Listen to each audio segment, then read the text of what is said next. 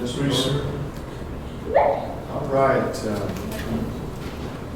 I'd like to let everybody know that our fearless leader, Commissioner Lopez, the chairman, is stuck in an airport. He was on his way back from NACO, so you're stuck with me running the meeting today. I'd like to call this meeting to order at 9 o'clock of the Los Animas County Board of County Commissioners on this July 15. And we'll begin with an invocation by Commissioner Lucero. Please rise, followed by the Pledge of Allegiance. Lord, as we gather today, we seek your guidance and wisdom. May our discussions be filled with respect, understanding, and a commitment to finding common ground.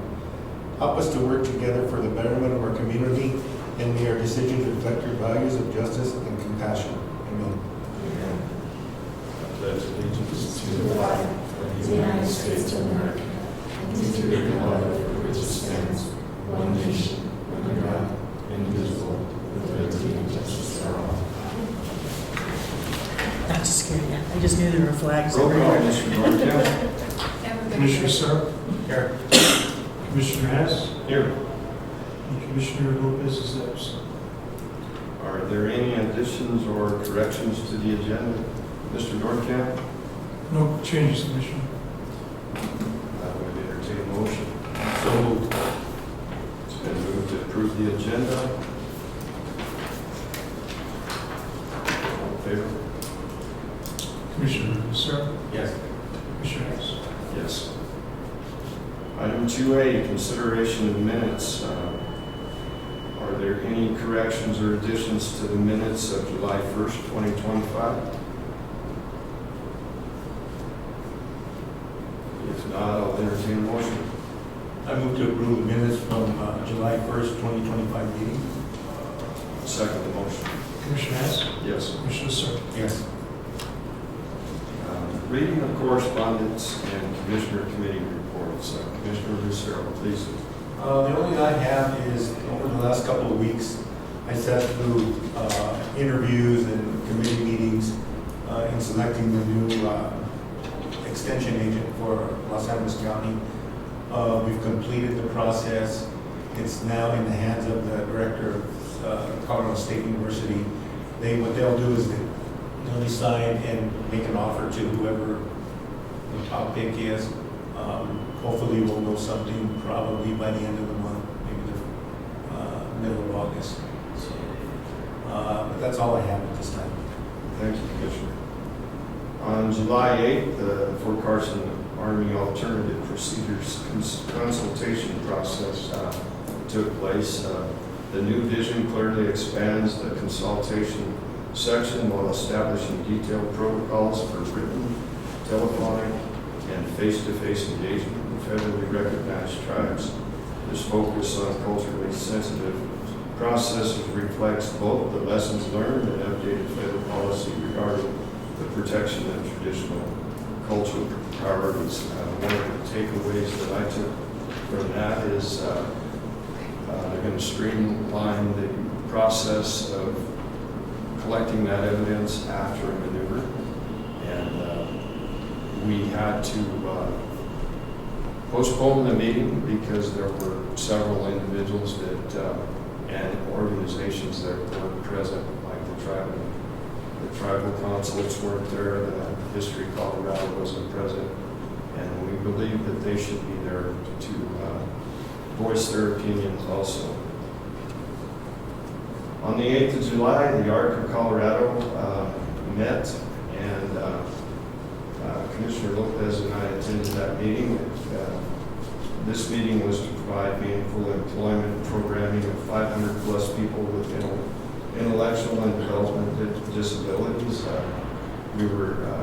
This was a training to help us better utilize works and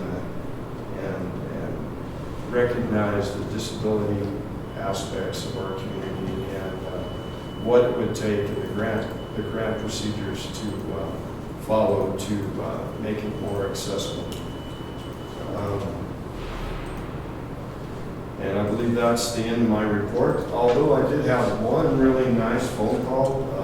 It came at about 5 o'clock on the 8th, and Congressman Hurd, in the middle of that meeting, called called and said that our grant for the $300,000 for the airport runway ceiling had been approved. So it was a great message that we received from him.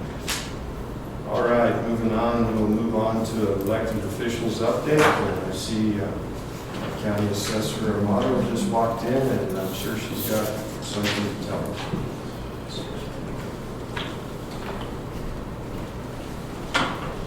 Good morning, everyone. I'll be back on the agenda here later, but this morning I just wanted to give a quick update. Today's the last day for petitioners to protest to the County Board of Equalization on their real property notice of determination.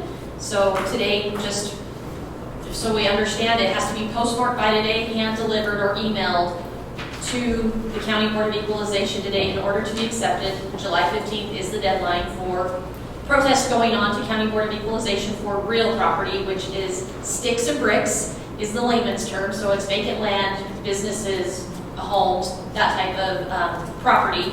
The 21st will be the deadline for business personal property, and they have till the 21st to get that protested on to the County Board of Equalization. We're wrapping this up and moving on. I am hearing rumblings, and as soon as I have something in black and white or more nailed down answer, there is a possibility that our senior homestead exemption and our veterans exemption possibly will not be backfilled to the county or supported as of January 1st of 2026. We are currently putting on the highest number of applications because you must be 65 years of age, owned and occupied your home for the previous 10 years. Well, the largest population just turned 65 this year, so we are getting a flood of applications, which we are still taking, we're accepting. We have until August 15th to get those into us. Today was actually the deadline if you want an appeal process, but August 15th we will still accept them. But there is a possibility, and I just want to let our constituents know, there is a possibility the state will not be funding that senior and veterans exemptions. There is rumor that we will be having a special session. The legislators will be having a special session in August. Hopefully we will have a better idea of what funding looks like at that time. Well, I know our representatives and our congressmen have gotten an earful from the Los Angeles County Commissioners. We'd like to see that funding continue. They've gotten an earful from the Colorado Assessors Association and from this assessor in particular. So, Yeah. because that affects, we have almost 1,800 seniors that rely on that senior exemption to help with their property tax bill. Wow. Any more comments? Mr. Sarah? Thank you, I'll be Cody. back. Thank you, Assessor Bob. Is there anybody from the clerk and recorder? The Los Angeles County Treasurer? How about the sheriff? Our district attorney? Los Angeles County Coroner? Los Angeles County Surveyor? Moving on to our presentation and consultant report. I see item 5A, Jennifer Radley, 3 Peaks Dog Boarding Update. Please come to the podium. Good morning. I've got some additional documentation for you guys. Well, I guess we'll give 2 to you since you guys. Here you go. Maybe you get ladies want to look at it as well. Sure. I'm up here today to talk about my special use license. We need to get that renewed. I've been in business now for over a year. We're doing well. We had 4 items you guys wanted to have me follow up on. The first one was a water tap for the city. We paid the city. We took about a year to get a contractor that wanted to work with the city people, but we were able to get Trinidad Construction Group to help us install that water tap, and we're just finalizing all the innards in the building. So the water is running in the actual Dock Hotel building at this time. started new marketing of the Love and Comfort. You'll see the pictures. That's the second item, was the exterior of the buildings. We also submitted some pictures of the old antique store. We cleaned that up. And yes, we do have our buildings that say Colorado loves dogs. So we're trying to pull everybody in off the highway as much as we can. And we just found out last week Fisher's Peak Vet is no longer boarding. So I'm the only dog hotel in Trinidad. So I'm kind of really excited about that. The other thing was health issues. Basically, I'm not selling any human food, and I've let the health department know about that. So I'm just doing dog food at this time, as far as, buying it out of a bag that's already, approved and blessed by the FDA. But we're not doing any human food at this time. The next one was the holding tank. I have the infrastructure around my building is not that, it's very busy around there. Let's just say that. So the Pinion Water Company and Sewer wanted me to put a holding tank in that basically the sewage flows into that, and then it basically turns more into water while it's sitting there, and then it goes into the sewer line. So I'm actually tapped in the sewer line. But they wanted to make sure no solids went down and clogging or anything. So we worked with the health department. The health department got a written statement from Pinion Water and Sewer saying that they'll monitor it and come out and inspect it. But those were the only 4 items I really had for my special use license. And we're continuing to grow. I just finished my Rocky Mountain Finance boot camp, so I'm hoping to get some more funds for them. And we're going to start on the second building with Heart, and that's going to be the grooming building. So I've already got a quote, and now I'm just working on funds to make that a grooming building, so that we'll have that as well. So everything's going great, and yeah. I'm just happy to be here. Sorry last time I missed my meeting. I had a total senior moment. I did not remember the date had changed, so I apologize. But you also see the backflow information in there for the water tap. The only last thing I don't have it from the city, because Linda V. Hill was on vacation. It's that time of year, everybody's on vacation. But I did get my first bill, so I know that I'm all ready to go with the city to pay them. But any questions or concerns that you guys have? No, I'm really impressed with what you've been able to accomplish. Thank you. I have no questions. I have a couple of questions for our county planner, Sean. Mr. Rhodes? Yes. Okay.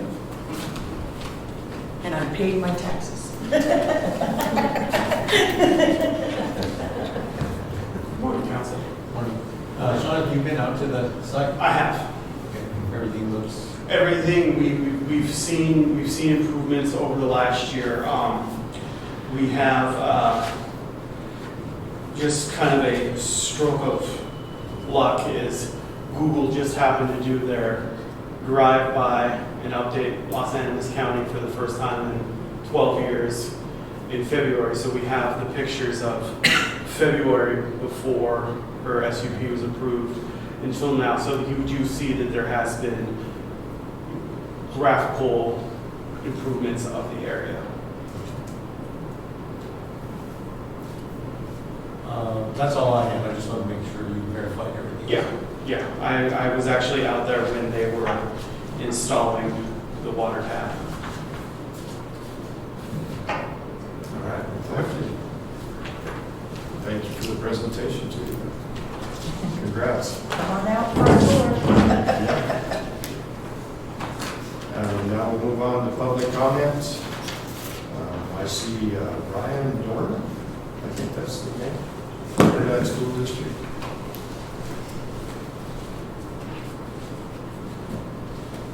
Welcome.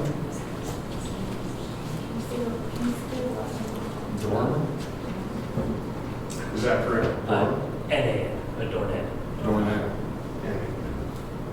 Okay. So I'll go ahead and let Ryan talk, but I just want to introduce myself. I'm Olivia Bajicha, the superintendent of Trinidad Schools. And first, I just want to say thank you so much. Felix has been awesome. Told us to come here to share our important news with all of you. And so I just want to say thank you for giving us the opportunity to do that. If you're not aware, we are trying to renovate our 100-year-old football field at Minor Stadium, and literally it's 100 years old. Like, anything has not been done other than the announcer booths, and we're trying to get a turf field and a 3-lane rubber track. Our students have never had a rubber track in all the years that we've practiced track, and our girls have never had a soccer field. They've always practiced and played at Central Park. So all of those things would be incorporated in this campaign that we're trying to do. So I'll give it over to Ryan and tell you why we're here. So thank you for your time. Good morning. So I work with the Trinidad School District and many other places in town, but today I'm here with the school district. If you're not already applying for the GoCo grant, we would be very interested in seeking you out as a co-applicant or a financial sponsor, because school districts aren't eligible to apply for it, but the county is. As you heard, we're trying to improve everything about that field, and we're attacking it from all sorts of angles. We're looking at many other grants, but this is a huge one, and it would make it a lot easier. We've tried to approach the city, and we've also been working through Felix to approach you all. We had heard that there might be some movement on your end with the GoCo grant already, so if setting up a meeting to talk about that is better, then if that makes more sense. If not on the GoCo grant, we'd love to partner up in the future on other projects. And because it happens in the city, we try to maintain a distance of what happens in the city, let them be the lead. And we would hate for the city to want to be the lead on something that was happening in the county. For those reasons, we're trying to develop those partnerships. But I'm sure there's other funding available. We'll help you any way we can. But when it comes to applying for something that's in the city, we'd really rather that you try to use the city as the lead. If you could point us in the right direction, we've been stonewalled by every city council member, the mayor, like we're not making any progress there. So we'd love to talk to somebody that will talk to us. Maybe it would be worth having a work session or something like that. Commissioner, I recommend that they contact Tara Marshall, The the new city city's. manager. But thank you so much, and good luck. We'd like to see that move forward. Right. Thank you. Thank you. All right, nobody else on public comment? I'd like to, we move on to 7A, which is a public hearing at 10. Do you want to do that now, or do you want to wait? Or are they in? Okay, we'll move on to 8A, no unfinished business. 9 is new business, and we have 9A, consideration of 25-0740 United HMA, change order number 1. Mr. Dornkamp. Commissioners, before you for your consideration, IMB 25-074, change order number 1. This, in a nutshell, is an increase in asphalt. We were successful in being awarded a energy impact assistance fund of $1 million for asphalt paving in the western part of the county.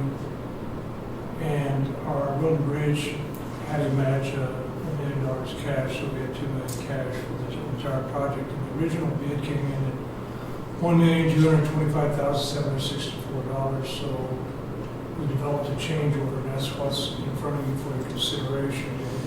It encompasses adding in 3.5 miles of overlay on County Road 31.9.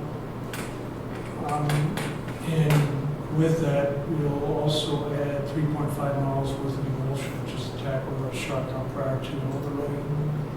Also 5 miles of centerline striping, and 69.1, we'll put a 2-inch overlay over what the road and bridge department's doing with a type thing, methodology. And also this past winter, a couple of big boulders fell down on County, on the segment of County 31.9 and damaged that asphalt. So the contractor's going to remove and replace the damaged road segment and then pave over the top of it. And in a nutshell, it comes to a total, we'll reach our $2 million grant threshold. So I ask the board to approve this change order. Commissioner Lucero, any comments? No comments. No comments. I would entertain motion, sir. I'll move to approve 25-074 United HMA change order number 1. Second motion. Commissioner Hess, Yes. Commissioner Search. Yes. 9B, consideration of Tyler technology permits, inspections, GIS mapping, electronic land review and credential management software. Mr. Marquez. Commissioners, I'm going to defer this to Finance Director Colby and Planning Director Sean Logan. They're much more knowledgeable about this than I am. Hello again, I feel like I was just here just moments ago. So what we are looking to do is, this was actually brought to us by a local contractor who went through the process of getting building permits through Warfano County, and he said, oh, it's so much easier for me because I can apply, I can put them in online, I can check the status of them online, I can review what has been approved, what has not been approved. It's a modern leap for us. So once he brought that to my attention, I started looking into it, and we found that Tyler had just moved to acquire, I believe they're called GoGov, and it's a new company or it's an existing company that does these types of things. So the things that we're looking to do is for our permits and inspections to be online. This will help get rid of loose papers. Our building inspector will go out with a digital device, an iPad, something like that, and they can do the inspection right there on the pad. It gets uploaded, it goes into the system right away. When someone comes and submits a permit, it will automatically connect to their property. They're working on connecting it to the assessor's office so that their account card will automatically update so that it'll have the permit on there. This will work to get rid of a lot of unnecessary phone calls from people calling in of, was there a roof permit pulled for this? Was there this? Was there this? Where they can find it all. It'll be all there online. The GIS mapping is just going to be for, it'll show like every house in the county, every parcel in the county, excuse me, and you can click on it and you can see what permits have been pulled for it historically. It's very good, and it will also do a routing map for our building inspectors so that we can see here are there time frames for doing this. It's going to be a very good tool for that. And then the credential manager will be another online tool for us to take building contractors' licenses. We can also use this for if we need to do licenses for other things besides the building contractor, we can use this same program to do their licenses for this. With the permits and inspections, this also is something that Road and Bridge could use for when they have to do driveway permits and things along those lines. We would like to get this system in place by January 1st of 2026 and go live so that we're good to go on the year 2026. It is a bit, it's $20,220 to get all the software and everything started, and then it's an annual fee of $7,273. But I think the amount of time that it'll save and work of people being able to convenience for our taxpayers, it will definitely make up for what it's cost will be. And our finance director, So, we have to find. so the credentialing manager, it also sends out reminders to where their insurance or their licensing expire. And automatically go to the contractor, so it'll save us some postage. That's one savings it'll save. Yes, because So- postage is going up again next year too, so. Correct, so I'm saying that's. Oh, did it go up yesterday? It did, so I'm saying, so that's one thing about the credential, because I think we send out a lot of the. We send out at least 170. Correct. So that's one place where we'll save, because it's, and that's why we told we want the credential piece of it, because it does send out reminders, and it's also beneficial where he doesn't have to remember whose license, whose insurance is expired. So that's the plus, but, and we will budget for this for next year, for Okay. the new year. That's what I'm saying, because we don't have a budget for 25, but we will work on that to budget for 2026. Yes, sir. Clarification, is the recurring fee 20,223 or? No, that is the initial, and then The one-time Read fee. the invoice wrong. yeah, and It then, shows a one-time fee of 7273. I'm sorry, I did read that wrong. I think there's a different document between the packet and Oh, there's the a- business. Okay, so there's that in the Google bills. Put the And documents the in the one-time packet that fee were. is actually for the Is it services when changed? they come in and train. So I don't know if she was. The one-time is going to be probably for the training, because they're going to come in, they're going to train. Correct, but I Yes. just want Yes, clarification, I because what I misspoke. understood was that the annual fee was going to be 7273. Yes, But and my information showing that the annual fee, the recurring fee is 20. is the 20. 220. Yes. That's what it is. Yes, that is Just- what I- So when you approve it, you're not approving the 72. You're approving the 20,000. Oh, I'm sorry, yeah, no, the 20,000 is because that's the maintenance fee, but then we actually for the That's the annual software. fee. And to get any public support, everything upgrades, so that'll happen every year. The one time is a separate cost. Just want to make sure we got the numbers correct. And then one other comment, Sean mentioned, alluded to the road bridge department using this in their permitting process. And I think it looks like that will be something that can be done, because right now we have caliber permitting, we have driveway permitting, we have all other types of permits that people go online and fill out the actual application, and that's as far as it goes. But as Sean alluded to, even in the building department, this is much more efficient and a whole lot user-friendly as far as the people pulling permits can, as you say, go online and see the actual, or the status of the permits. And it's going to be, I think, a really good software upgrade for the county. Road bridge would be a portion of it. Oh, I know, that's good. Right? I figured you'd know. Is this something that has to be approved, even though we're not gonna do it until next We year? have to get, because we have to get it on their schedule, because they have a really tight schedule. In order for this to happen, we have to actually schedule it now. Or, because, do you remember the onboarding and everything that we did with payroll? We had to sign for it because we have to get into their schedule. So they can schedule people to come and train them, get it updated, everything. So, because it'll probably start happening probably in October, but they won't bill us until it's final in January. And Mr. Mono, this will help our assessor's office too. Yes, gentlemen and ladies, this will be very helpful. For years, we've played the chase the paper around game with permits and such, and we're already on Tyler. His Tyler system will communicate with ours. That way, when the permits are issued, it comes to us. We know what's there. We can start doing our end of the process and ensuring that we're putting on that building and getting it on the tax roll and things of that nature. I think it's great. My office will probably be the one supplying Tyler with GIS, the parcels through Caitlin, because I will still need my mapper, because his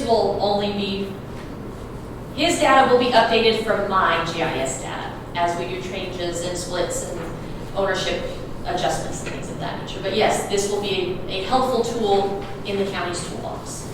All right, thank you. Is there any more discussion on this?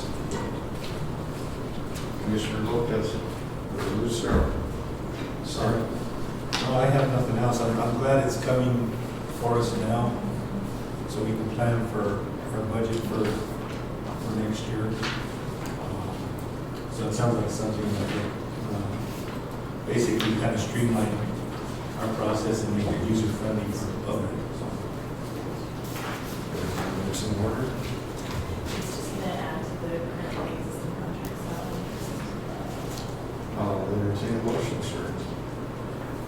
I'll move to approve Tyler Technologies permanent inspection GIS mapping, electronic plan review and credentialing manager software.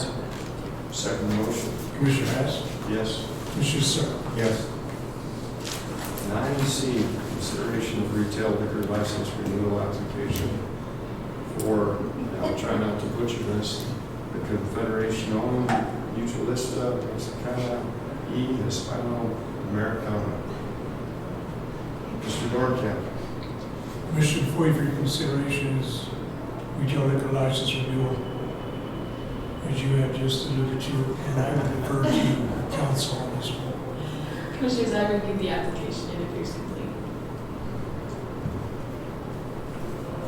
Any other comments? Sir, No comment. entertain a motion. I'll move to approve retail liquor license renewal application for Confederación Mutualista Mexicana y Hispano-Americana. It sounds so much prettier than it. Second motion. Commissioner Hess, Yes. Commissioner Searle. Yes. 9D, discussion and consideration appointment of treasurer and public trustee vacancy. Mr. Dorncamp. Commissioner, for your consideration is discussion and consideration of appointment of the treasurer public trustee vacancy. Our current treasurer, Donnelly Eddie, I believe today is her last day, is that correct? So that vacancy will be filled by default. I believe it is, correct me if I'm wrong, council, by default, the board takes no action. The chief deputy is moved into that position until the board takes action. Via statute, the board is silent with appointing any elected official's office, including the treasurer.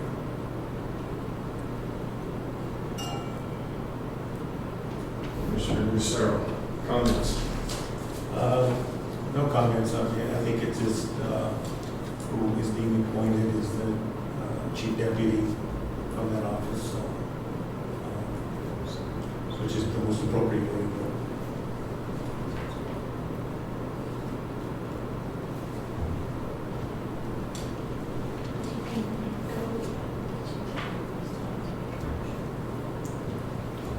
So can we entertain a motion?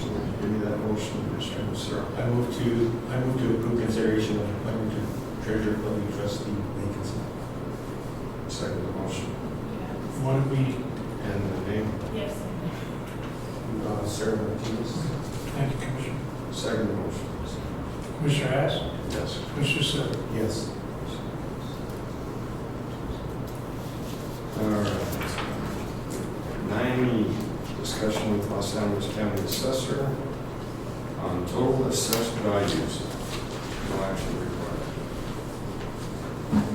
Well, Commissioners, one of the new things that came out of our multiple special sessions we've had year after year in August is now assessors have to come before the board and present an estimated assessed value by July 15th, even though I'm going to give you the certification and abstract in August that has our, for the most part, solid numbers, and then I will resend the values back to you in December before we set budgets. But for some reason, legislators thought we needed to let you know July 15th. So I'm here to tell you what our estimated assessed valuation looks like for 2025. So as we all know, this is going to be the first year where we will have non-school value and school value because the state thought it was a good idea to decouple assessment rates from all other entities and school districts. So now when you're getting assessed values, you will be seeing multiple rows of data. We'll have all entities, which we are flagging as non-school, and then we will have all school values. So it's going to make certification and abstract just a whiz-dinger. I see you have some, I know. Christy, I see Christy here in the headlight. Right? But we will get through this. Okay. So the 2025 estimated value for non-schools will be, at this time, $442,527,320. Our school estimated assessed value, $455,754,960. Last year, our 2024 actual assessed value at the end of the year was $392,957,810. So at this time, we are seeing an increase in assessed value of $49,569,510. There is a significant difference between our 2025 assessed value of non-school and school. That is a difference of $13,227,640. And the purpose of the decoupling was to try and have more school funding locally. So just putting it out there now for my constituents and the taxpayers, you will be seeing an increase in your tax bill because you will be paying more tax dollars into the school districts because we have to assess them at a higher assessment rate. And that is why the school assessment rate is so much higher. Their school assessed value is higher than all other entities. So counties, cities, fire, ambulance, they are seeing a slighter decrease in assessed value. Schools will have an increased assessed value. Yeah. Will they still get the additional mill levy as well? Yes, and schools, they are mandated by legislation 4 years ago now that they have to increase their general operating mill levy by 1 mill every year until they are to 27 operating mills. So they will be increasing those 1 mill a year till they hit that 27. Plus the increased rate. Plus the increased assessment rate. So no matter what's coming out of the Gold Dome or what Denver's pushing as an agenda or what's in the news, rural Colorado will see their tax bills increase because of the school assessment rate being increased and that's this whole decoupling and schools being mandated to increase their operating by 1 mill, their general operating. So I'm sure I'll be getting lots of phone calls from January 1. And just to give you a little insight, our vacant land increased due to our state mandated reevaluation. Our property in your homes increased slightly due to our reval. We saw an increase in commercial property. We saw a slight increase in industrial. We saw a very little increase in agriculture. We saw a decrease in coal and natural minerals. We saw a slight increase in our oil and gas due to our helium production. We do not have state assessed numbers in this estimated assessment value at this time because we just got those in July and we don't have them worked yet. So we won't, like I said, in August when I come back with the final certification, that will be our total picture of what we are looking at as we go forward with budget. And state assessed is one of our largest categories for assessed valuation. So we're not really sure why we have to come present this to commissioners on July 15th when we're missing a big chunk of the pie. Makes no sense. So do you think the Capitol is going to be surprised to find out that almost everything is going up as far as tax increases after our special session that we had last year to decrease taxes? Well, I hope they aren't surprised because I can tell you this county assessor was spreading that message and trying to educate them last special session to tell them we are going to see an increase in taxes, but it fell on deaf ears. I was told it is a decrease in the increase. So we will see what happens. I know it's going to surprise a lot of our taxpayers.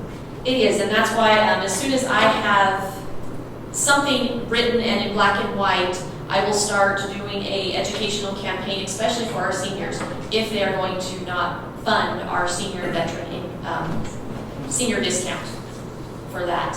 It will be something that a lot of people will have to budget for because we will be seeing that increase, and if they do not fund the senior homestead exemption, that will impact a lot of families in our community. So as soon as I have something in writing, I will be doing my best. I'll be in the paper, on the radio, hopefully town halls, hoping to educate these people and let them know what is coming as of January 1 of 2026. I understand there's probably going to be another special session called August 17th, I believe. That is what I am hearing. And I hope it's more fruitful than the last one. I am praying it is more fruitful than the last two. Thank you. Thank you. Any other questions? Thank you. Thank you. Moving on to 9F, consideration of Jolly Pit Amendment. Mr. Dorkamp. Commission, before you for your considerations is July Pit Amendment, the State Division of Minerals and Geology, they got a new title now, I recall off the top of Reclamation, Mining and Safety, Did an inspection at our Jolly Pit, and we were out of compliance on a couple of things. And this was, maybe we completed the amendment. And I asked the board to allow me to sign off on it also, and approve this amendment. And we're in compliance now. I received a response and not quite. I have to amend the amendment, the original, and bring it in front of the board before September 6th, I believe is. But I'll get that. Was this originally a 110 permit? Are you amending it to a 112? No, Commissioner, it's a 112. Our northern boundary didn't encompass what the division believes is part of our hall. There's an old ranch road out there, and our truck drivers have been using that ranch road. And it's the division's opinion that we need to bring that hall within our boundaries, so we moved the boundary to the north. And we adjusted those boundary, that boundary, but then they noticed a couple other things that they wanted us also to do. That is move the entry point a little bit with that boundary. And they made a suggestion that we've got some fairly steep vertical walls out there at that pit, perhaps some move on the western side, perhaps that western boundary out a little further before we have a cave off and maybe a pond. So those are the three things that they suggested we do on the next. So I get that down. Truckers were just making a wider turn than what they Basically, they were, anticipated. we just need to move it north to bring them down over the hall, which was a major. But it isn't like the road change. We've been driving the same location now since we opened the bid, I think in 2012. But that's okay. They tell us we need to move. Any other comments, Mr. Lucero? No, I have none. I'll entertain a motion. I move to approve the Jolly Pit amendment. Second motion. Commissioner Hess? Yes. Commissioner Sarah? Yes. 9G, consideration of IFB 2025 D03 diesel fuel bid. I believe Brandy sent this this morning.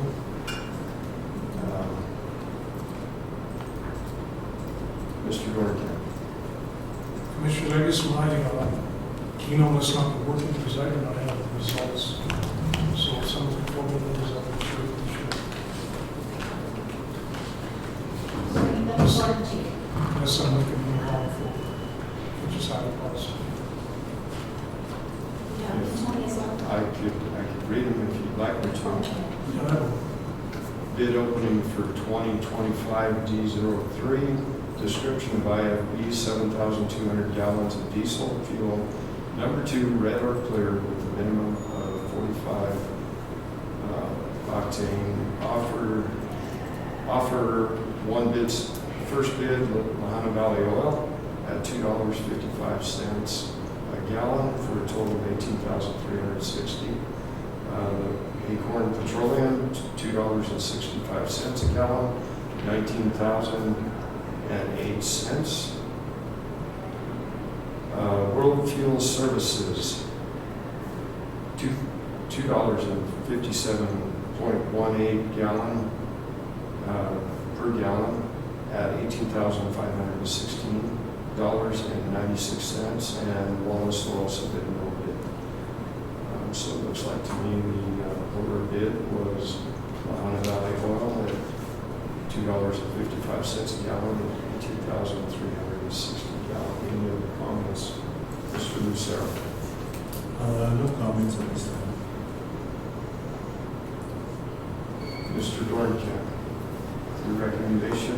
Commissioner, my recommendation would be to award the diesel fuel bid to Lahana Valley Oil, $2.55 per gallon, city price $18,360. Entertain a motion. I move to approve the diesel fuel bid to Lahana Valley Oil for $2.55 a gallon, total $18,360. Second motion. Commissioner Hess? Yes. Commissioner Sarah? Yes. 9H, consideration of sales tax abatement. Mr. Dornkamp. Commissioner, for your consideration is a sales tax measure that the board has been asked to place on the upcoming ballot. It's for an increase in sales tax of 0.25% to fund after-school and youth programs for the Youth Club of Trinidad.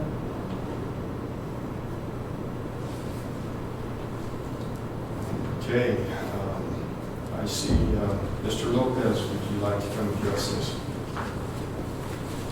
Hello, Commissioner and staff. Thank you so much. I have some documents here, if I may be so kind as to present to you. First of all, these are the fun ones. These are just some of the kids that we provide services to here in our community. This was actually taken just yesterday on a trip to Capitoline of the National Monument. Commissioner, thank you. And here's also the language for the initiative that we are presenting. Was it right over there? There. It was still green though, so it's better than other times.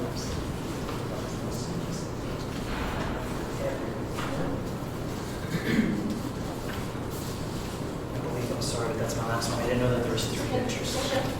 Here's an extra picture that the kids are fun. And then here's, make sure I have one for myself. One extra piece of the language. Yes, thank you.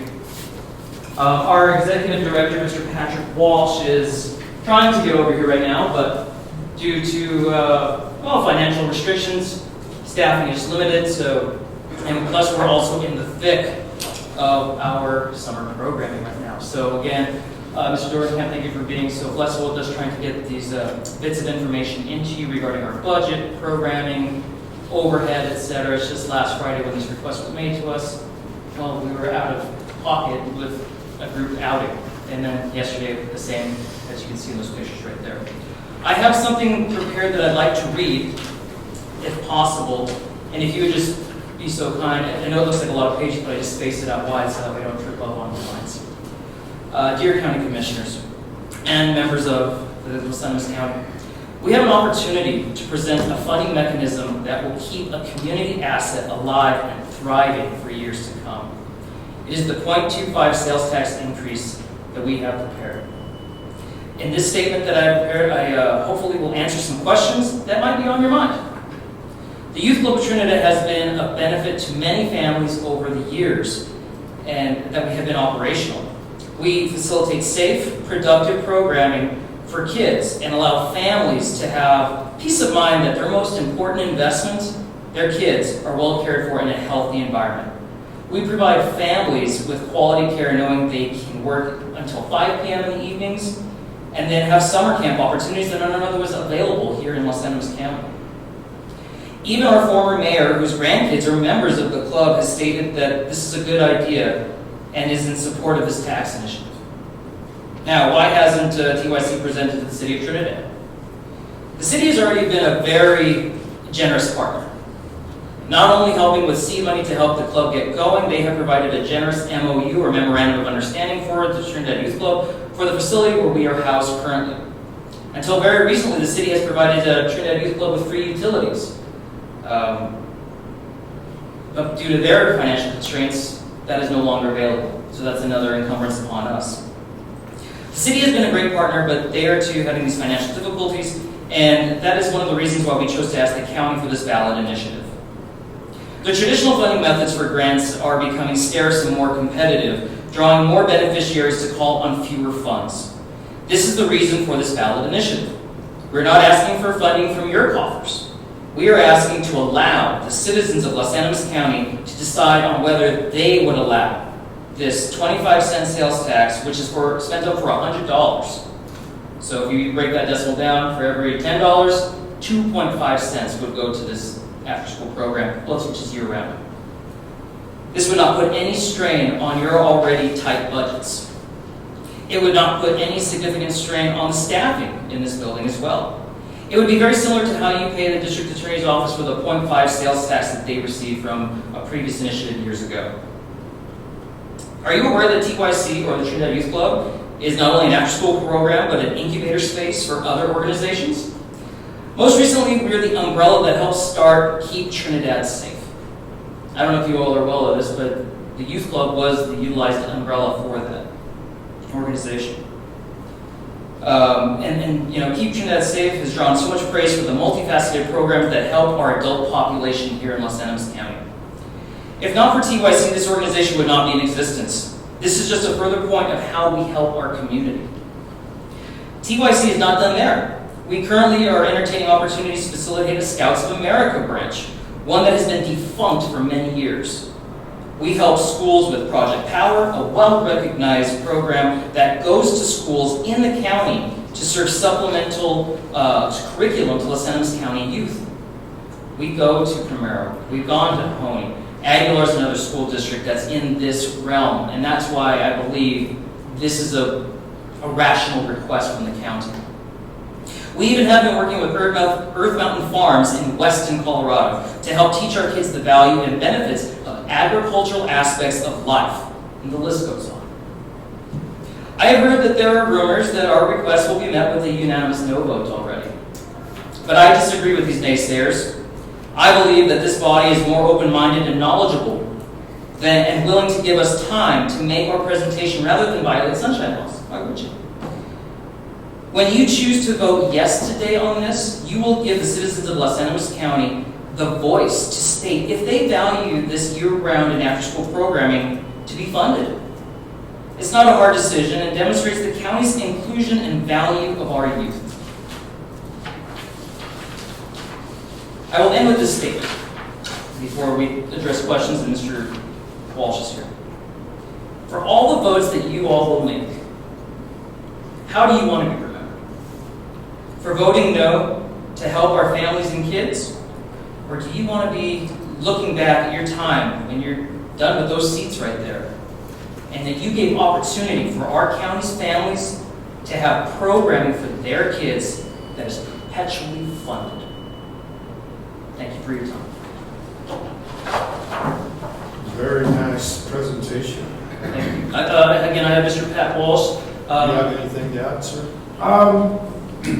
I just left 22 kids over at the youth club, so if you have any questions, I mean, one of the things that I've seen, and I've been working with kids now for 4 years, Utah, Wyoming, South Dakota, New Mexico, and now here. And I've learned over those years the value of the programming and what it can do for kids, and subsequently what it can do for families and schools and communities.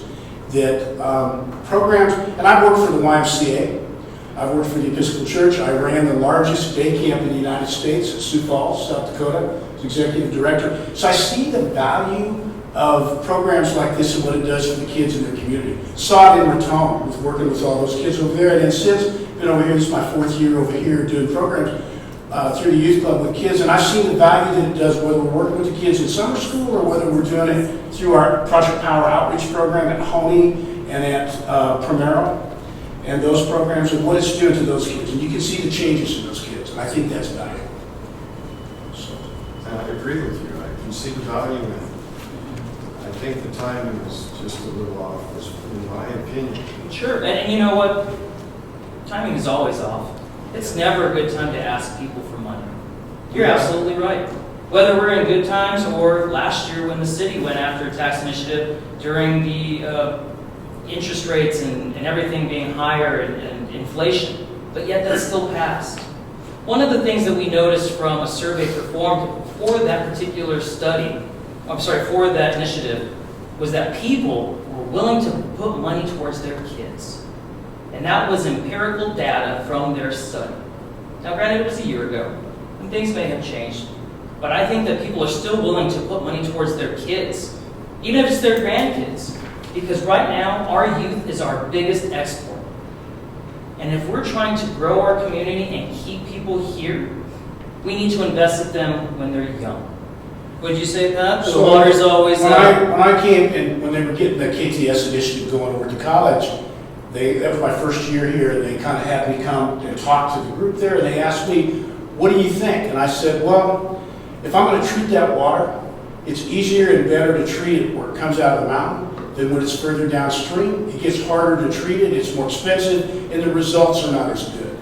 So I would rather work with the kids when they're young. You can shape and fold those minds into positive, productive citizens down the road. And it's less expensive. So, Much like our sports. Yeah. So I've been a football coach, wrestling coach, martial arts coach. I get it. I mean, I value our youth. And, but the timing is what I'm talking about right now. The unfunded mandates that are coming, and I know you suggested that none of this would be a burden on the county, but I beg to differ, because we have a jail jurisdiction that we got jurisdiction laws that we're going to have to follow. And we have lots of reasons to run one of our own for our Los Animas County jail. And we were thinking about that. We haven't made up our mind, but that's a necessary need to this community for safety and health reasons, in my opinion. And this, we need it. It's a need, but not to the level where it's a safety concern for our county. Can I counter that though? I believe that it is a necessity towards safety. To Mr. Walsh's point, if we can get kids to keep them from getting in trouble as they become young adults and older adults, then we alleviate that necessity for that extra resources that you're putting to where people are being detained. We keep them out of those positions. And that recidivism is not even a discussion point. So, with that being said, this is going to be paid for by the citizens in a separate sales tax initiative. If you all are in the county or are thinking about running your own initiative, I have not learned about it yet through the papers. So if you want to speculate on you might run it versus something that is right in front of you, that is willing and presented properly, with taper restrictions in mind, debrucing is a part of that language, and we even reached out to another partner that chose to drop out of this. Do you want to go with 6 in the bush or 12 in the, or 6 in the hand or 12 in the bush? We are here, and where is the other entity?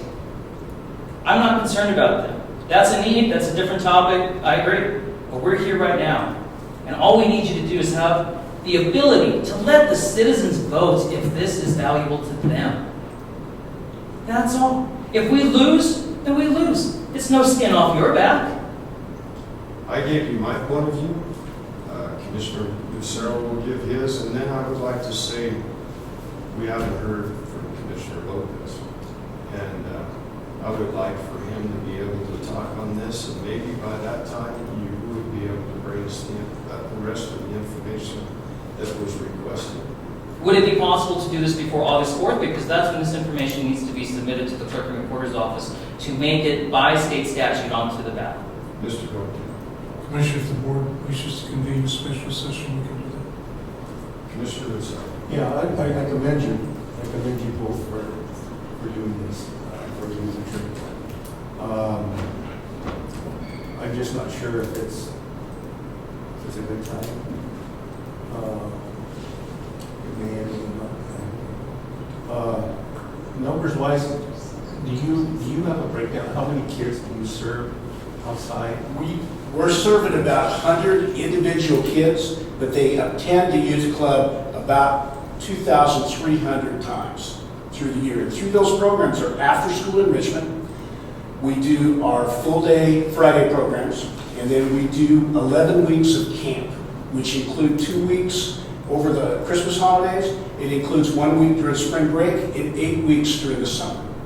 We basically go from when school's out until when school starts. Are the majority of those kids within? They're within the county. I would say that they attend. What I meant, are they within the city area, District 1, or you get a lot of kids from District 3, District... And also homeschooled as well. Yeah. We get homeschool kids. We get kids from our outreach with Primero, and those kids are from all over at Primero, and same thing with Honey. They're not just necessarily out in the county. And then we get the school district 1 kids, primarily the most of the kids that we get. It makes sense. The majority of people in the county live in the city. Right. But we can still reach out to the others. May I interrupt? At 10 o'clock, we have to resume the public hearing. And would you guys mind waiting until after the public hearing, and then we can continue this conversation? Thank you. Thank you. The right now, we're gonna move on with, Commissioner, I believe the proper move would be to table this. oh yeah, table, I didn't entertain a motion. I'll move the table this until after the public hearing. Second the motion. Thank you. Commissioner Hess? Yes, Commissioner Lucero? Yes. thanks for that correction. No corrections. We'll move on to 7A, public hearing at 10 o'clock, special events permit for the Order of Eastern Star, Trinidad Chapter 1. The event will be held July 25th, 2025 at 2000 North Linden Avenue, Trinidad, Colorado. Representatives from the chapter, please. And then we'll have to swear you in. So we're saying, okay. We didn't know what we were doing. Didn't know what we were doing, yes. solemnly affirm under penalty of perjury the testimony you're about to give will be the truth, the whole truth, and nothing but the truth. Please state your names. Angela Hill. Kendra Walter. Okay, thank you, ladies. Please proceed. Okay, so the 4-H group is having a dance on Friday night, and they asked us as another nonprofit to run the bar, but so this is the first time I've ever put together special events thing without help. So I hope I did it right. It's going to go from 4 to 11:30. They'll have the So they have a cornhole tournament, cornhole tournament. and then they'll have the dance. We're doing alcohol from 4 to 11, which will be beer and like a wine cooler kind of thing. And then we'll have pop water and snacks for the kids. But yeah, it was just for the dance and the cornhole tournament. Yeah, that's not a whole weekend, just the dance. I've seen you've acquired security also. Want to tell us about that? That's through the sheriff's department. They said they will have 2 officers on duty that night for us. And so we're under the agreement under the board of the 4-H board. And so we didn't have to do the whole thing, the special permit. We didn't even have to go to zone because that was their part. We just had to go through the clerk and recorder and the state. And I didn't see it in here, but what time of the day are you going to serve alcohol? 4 to 11. 4 to 11. Yeah, that's what we were doing. Can I interject just real quick, gentlemen? Please, thank you. I am just here as... Do solemnly affirm under penalty of perjury the testimony you're about to give will be the truth, the whole truth, and nothing but the truth. I do. And please state your name and role. Jody Amato, Los Animas County Fair Board member at this time. So I just wanted to correct, it's what they are doing, they're hosting the beer garden for the Los Animas County Fair Board. So security's been acquired, they are running, because 4-H cannot be alcohol related, so it is the Los Animas County Fair Board, and we are asking them to hold the beer garden because we have cornhole before that, and so they'll be serving alcohol for cornhole, and they have snacks and water and pop for our kids because we do have a youth tournament, and then it'll go into the adult division, and then from there we will go into the dance. So there is, everything is on our end has been checked for these ladies in order to hold the beer garden. And there's an individual I see in the contract here that has been licensed to look at IDs. Yeah, I went through the class and I took the class. Commissioner Lucero. So the fair board provides the security for this? We provide security for that and for everything else, and that's through the sheriff's department. It's contracted with. That's all I have. Any other questions? Thank you, ladies. Thank you.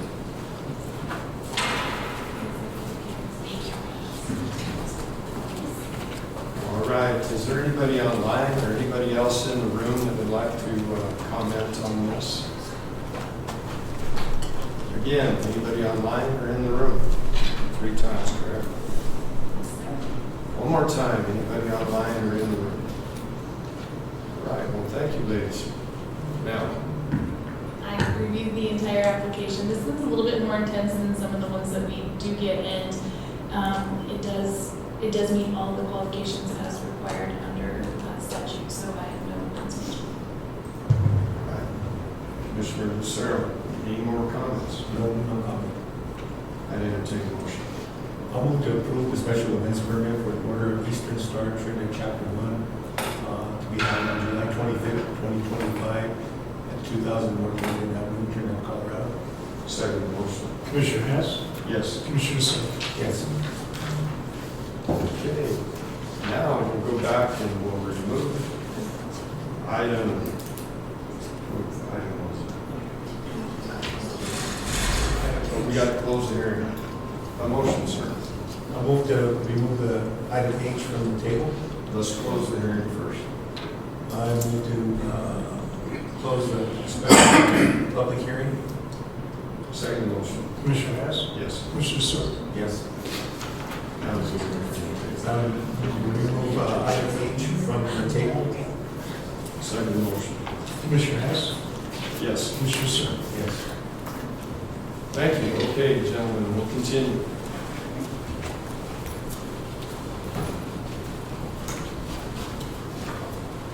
Thank you. Thank you for putting up with our. No, I was surprised that you had one in the middle of the name. At first I thought we were supposed to be here after today, but I got it early. Okay, where were we at? So we were discussing timing, right? Like I said earlier, it's never good timing to ask people. But all I'm doing is that, asking for you to let the voters decide. If they feel it's bad timing, they'll let us know with a no vote. But we should, I feel, give our youth and our families here at Los Animas County the opportunity to be able to contest that notion and maybe get hope again that we're willing to pay for our kids. Because right now, resources from the federal government down to the state level, to the county level, are drying up, and you are all aware of that. I mean, I'm hearing discussions about now where other things are going up and resources are going down. So now we have to look out for our own families and our own kids by ourselves. And it's not like we're going for a full point. It's a quarter approached the city on this? I have, and I talked to a council member about it, and he said that he actually was approaching about another initiative, and that they were skeptical of the council member because they were trying to do a different agenda item. And that makes me think, like, I'm sure you guys have other things on your agenda. You want something else to go through. You've got to deal with every single facet of financial coffers for so many different departments. You hold the purse strings. You know what's going on. But again, this would not infer with your coffers or have any challenges for it. This would be something totally isolated, its own funding mechanism. So when I founded the Youth Club of Trinidad, I based it off of the one of the Boys and Girls Club of Santa Fe, New Mexico. My dad went there, right? It's still in operation because the city had chosen to create an initiative. City/county is how it is in Santa Fe. And it's still operating 75 years later. When I started the youth club, I learned from the previous youth organizations that had crumbled because of poor fiscal management, board members that clashed, etc. And I tried to mitigate all these issues so we could make sure that we could have something for generations to come in Trinidad that takes care of everyone in the community and the neighboring county or neighboring communities as well. And that's what we're doing. So all we're asking for you is let the people decide. I mean, that's what democracy is. How is the facility currently funded by? How is it funded? Is it just through grants? We received some CCAP money, which is Colorado Child Care Assistance Program, for 12 members. The youth club members that qualify for CCAP. The rest of the students that we work for that come to the club are private pay.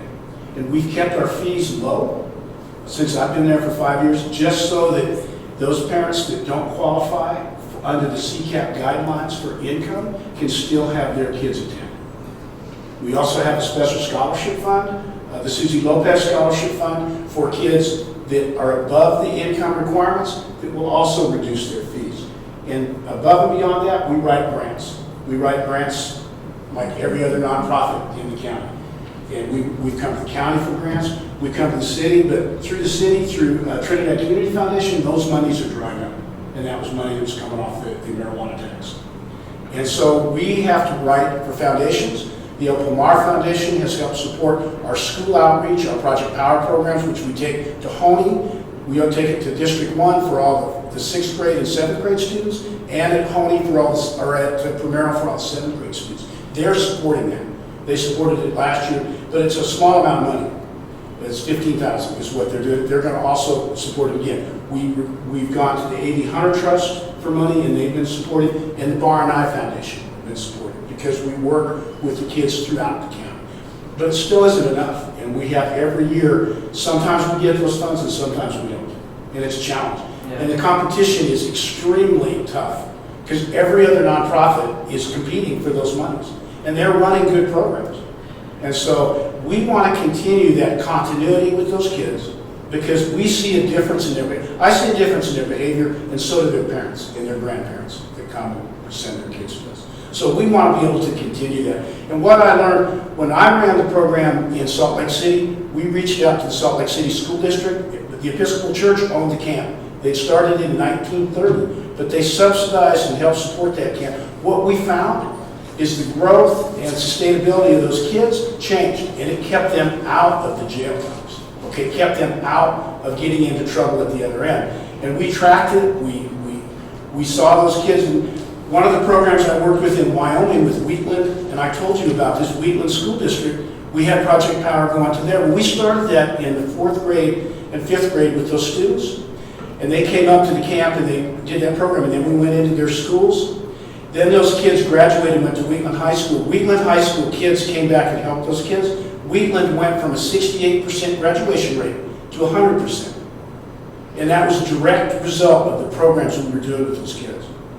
And I saw the same results with Raton kids, with all the 5th grade, working with them, and we're seeing that same stuff now with these kids in Trinidad.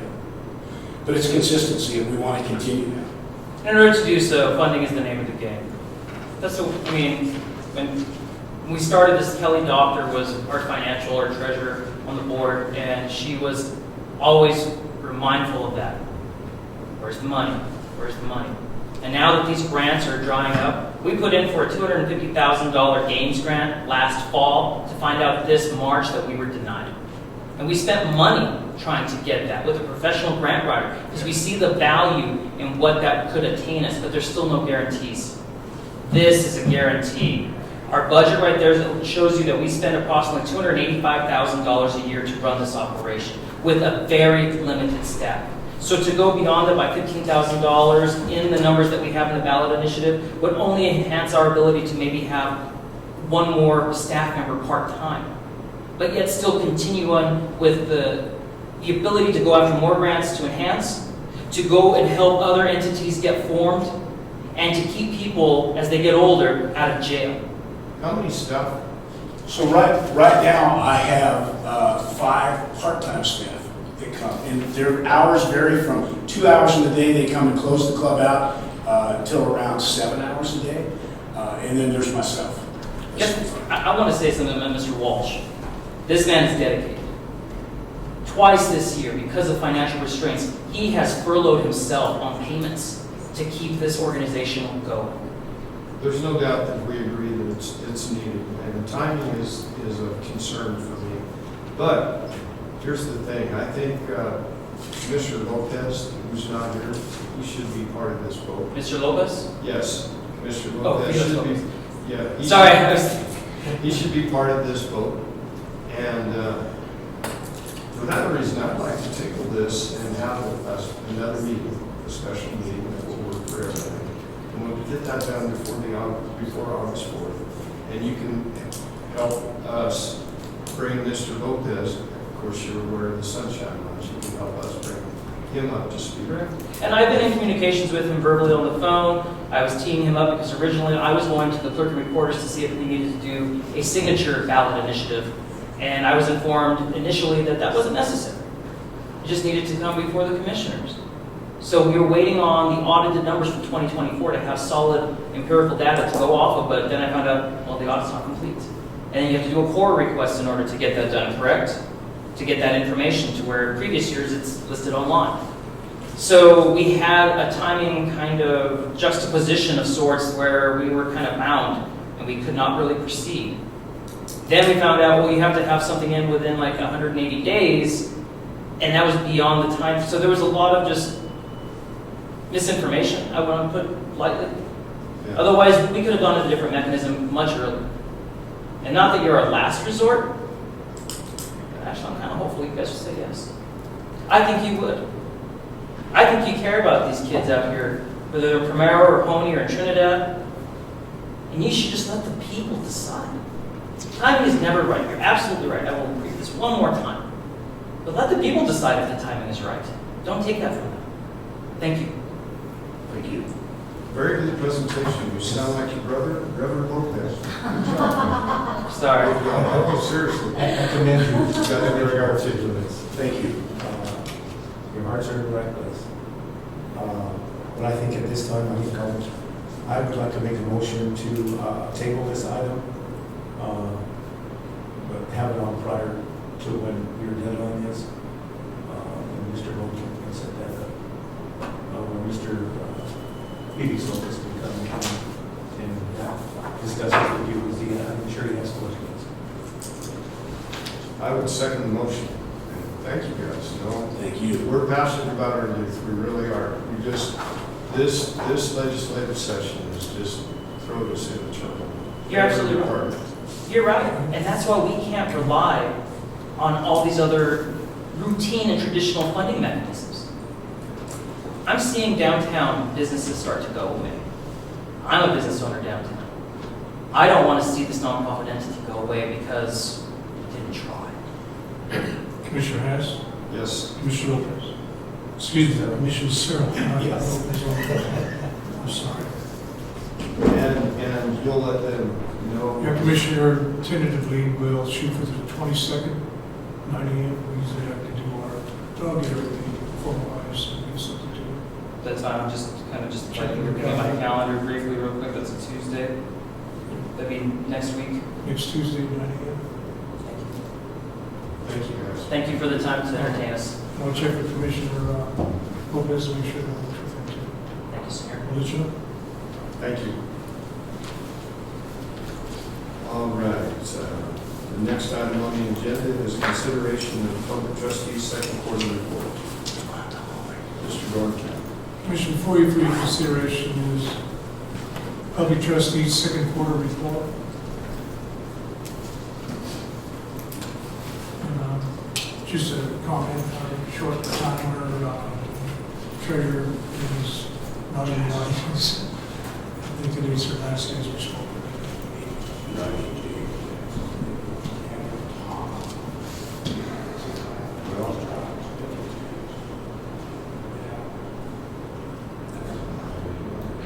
Move forward with this. Table it also. She's not crazy presented it. She's going to go with you. Okay. Trying to find.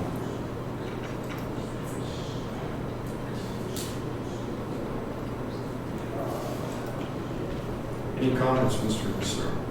No comment.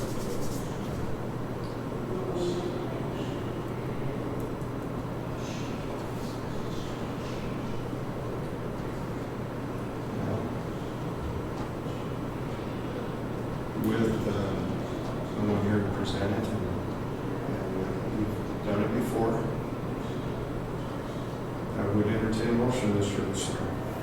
Move to approve the Public Trustees' second quarter report. Second motion. Commissioner Hess, Yes. Commissioner Searle. Yes.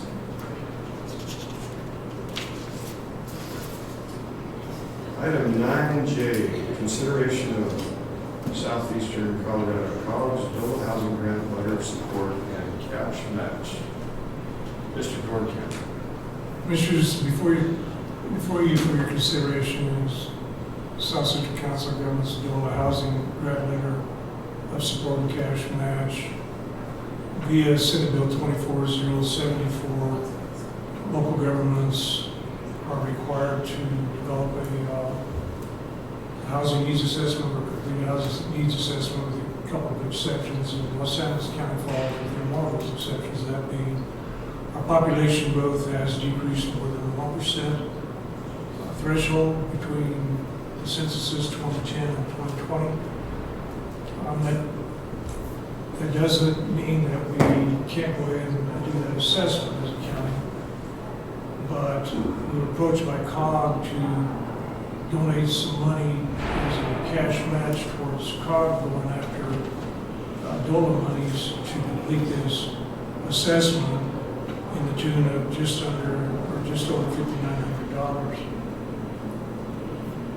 And COG pursuing it as a region then also encompasses Corporal County and all the entities, town, cities that are involved in those things within Los Angeles County. I have asked the state people in DOLA to respond to whether or not if we use those funds, then that also requires Los Angeles County to complete a housing plan. And I've not got a response back from them yet, because if we are required, even though our population exempts us from doing the assessment, we're required to do the plan, and that's going to cost more money. And a plan for what? I mean, frankly, I don't want to be rude, but I don't know how to state this. A plan for a decrease in population. I'm not, frankly, I'm not, in my opinion, not in favor of this. Not that I want to sway the board's decision. To me, $5,900 spent, needlessly, $5,900 spent needlessly, and especially with the fact that we haven't got a response back yet from the state that's going to preclude us then to have to do a housing plan if we use DOLA funds. It sounds like we need more information, and we'd like to get that DOLA information. Also, much like the last item, the chair is here. He is not here, and he is our appointed COG representative without a voice on something that he would have more knowledge of. I would like to table this, and is it time sensitive? Do they have to have this letter of support? Or? The letter of support they needed by last Friday, but what the director with COG said was that he left it open-ended on the application that they submitted, that the county may be sending the letter of support along with the cash match, so it's open-ended. So, I agree with you. We don't need to spend money frivolously, especially with, we don't know what's coming this next year, but I would like to have all three board members, if that's okay with Commissioner Lucero, let's see. Yeah, I'm okay with it, so I'm prepared to make a motion to table. Okay. I move to table SCCOG DOLA housing grant letter for support of the cash match. Second motion. Commissioner Hess? Yes. Commissioner Sir? Yes. Felix's favorite topic coming up, mine. Financial matters, consideration of payrolls and bills for first half of July 2025. Mrs. Coburn. We have payroll as of July 15, 2025 is $235,659.74. Do you have any questions on payroll? Any questions, sir? Invoices paid on July 9, 2025 is $180,509.36. And the only thing I marked on here, unless you have other questions, is on the bottom, we had an insurance claim for 3 different items. I think one was the Sheriff's Department, Fairgrounds, and the grandstand. So this is an insurance claim. That's what this is, this is half down. 2021 snowstorm. Yes. So, but if you have questions or anything else that I didn't mark, I can look it up there. Safety claim.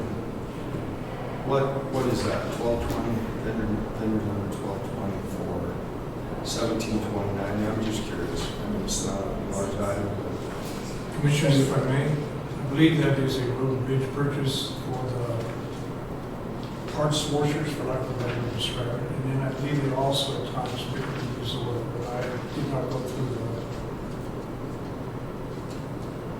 Yeah, this was Road and Bridge.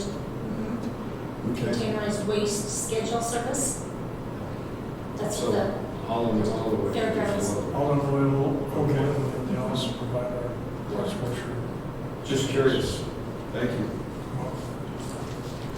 Any questions, Mr. Lucero? No questions. I'll entertain a motion. Move to approve payroll and bills for the first half of July 2025. Second motion. Commissioner Hess, Yes. Commissioner Searle. Yes. Item 11, executive session CRS 24640248, to purchase, acquisition, lease, transfer, or sale of any personal, real, or other property interest. 11A, donations. Then CRS 246402-4B, conferring with the county attorney for the purposes of receiving legal advice on special legal questions. A, donations. I'd entertain a motion to go into executive session. I move to go into executive session at this time. Second motion. Commissioner Hess, Yes. Commissioner Searle. Yes.